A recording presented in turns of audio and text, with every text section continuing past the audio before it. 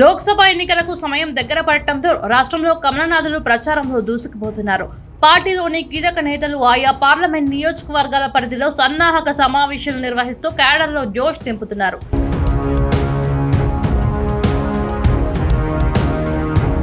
ముఖ్యంగా కేంద్రంలోని బీజేపీ చేసిన అభివృద్ధి సంక్షేమ కార్యక్రమాలను ప్రజలకు వివరిస్తూ ప్రచార పర్వాన్ని కొనసాగిస్తున్నారు.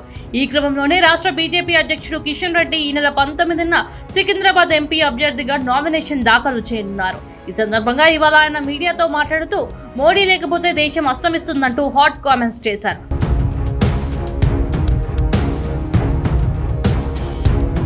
ఒకవేళ మళ్లీ కాంగ్రెస్ అధికారంలోకి వస్తే మత కల్లోలాలు, మోసాలు, కరువు, నీటి కష్టాలు ఉద్రిక్తమవుతాయని అన్నారు. రాష్ట్రంలో అధికారంలోకి వచ్చిన కాంగ్రెస్ పార్టీ ఇక్కడి నుండి రాహుల్ కు ట్యాక్స్ కడుతున్నారంటూ ఆరోపించారు. లోక్సభ ఎన్నికల ముందు అబద్ధపు హామీలతో ఆ పార్టీ మళ్లీ ప్రజలను మోసం చేసేందుకు వస్తుందని కిషన్ రెడ్డి అన్నారు. లోక్సభ ఎన్నికలకు సమయం దగ్గర పడటంతో రాష్ట్రంలో కమలనాథులు ప్రచారంలో దూసుకుపోతున్నారు. పార్టీలోని కీలక నేతలు ఆయా పార్లమెంట్ నియోజకవర్గాల పరిధిలో సన్నాహక సమావేశాలు నిర్వహిస్తూ క్యాడర్లో జోష్ నింపుతున్నారు.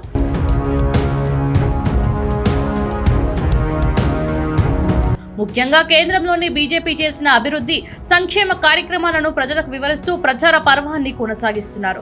ఈ క్రమంలోనే రాష్ట్ర బీజేపీ అధ్యక్షుడు కిషన్ రెడ్డి ఈ నెల 19న సికింద్రాబాద్ ఎంపీ అభ్యర్థిగా నామినేషన్ దాఖలు చేయనున్నారు. ఈ సందర్భంగా ఇవాళ ఆయన మీడియాతో మాట్లాడుతూ మోడీ లేకపోతే దేశం అస్తమిస్తుందంటూ హాట్ కామెంట్స్ చేశారు.